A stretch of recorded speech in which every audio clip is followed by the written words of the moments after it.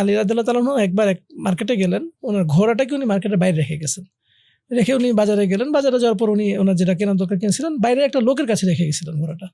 তো রাখার পর উনি যখন ফেরত আসলেন দেখলেন ঘোড়া নাই। তো ঘোড়াটা নাই, উনি আবার খুঁজতেছেন, দূরে দূরে খোঁজার পর দেখলেন যে দূরে আরে ঘোড়াটা পাওয়া গেছে, কিন্তু ঘোড়ার পিঠের উপর যে স্যাডেলটা ছিল সে স্যাডেলটা নাই। তো উনি বুঝলেন যে আচ্ছা ঠিক আছে, স্যাডেলটা নাই, লোকটা মনে হয় কিছু একটা করছে। উনি আবার ফেরত আসছেন বাজারে, স্যাডেল দোকানে গেছেন, গিয়ে দেখেন যে উনার স্যাডেলটাই।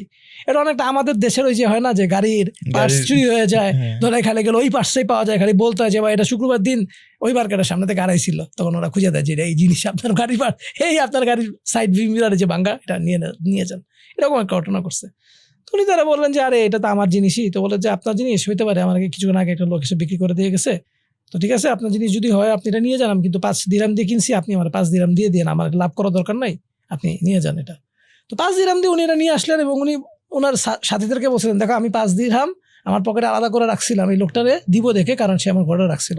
সে যদি একটু ওয়েট করতো সেই টাকাটা হালাল পথে ইনকাম করতো, হালাল পথে পাইতো। আর সে সবর করলো না, সেই জিনিসটাকে হারাম পথে, সে আমার একটা আমানত থেকে সে বিক্রি করে দিয়ে সে 5 দিরহাম কামাই করলো, এটা সে হারাম পথে কামাই করলো। সো যেটা আমাদের ঘরে আসার কথা সেটা আসবেই, কিন্তু আল্লাহ সুবহানাহু ওয়া তাআলার কাছে আমাদের জবাবদিহি করতে হবে যে আমরা এটা কি হালাল পথে আনছি নাকি হারাম পথে আনছি, এবং আমরা এটা কি হালাল পথে খরচ করছি না হারাম পথে খরচ করছি। শুধুমাত্র আর্নিং না, খরচটাও আল্লাহর নির্ধারিত পথে আল্লাহ যতটুকু দিয়েছেন সেখান থেকে খরচ।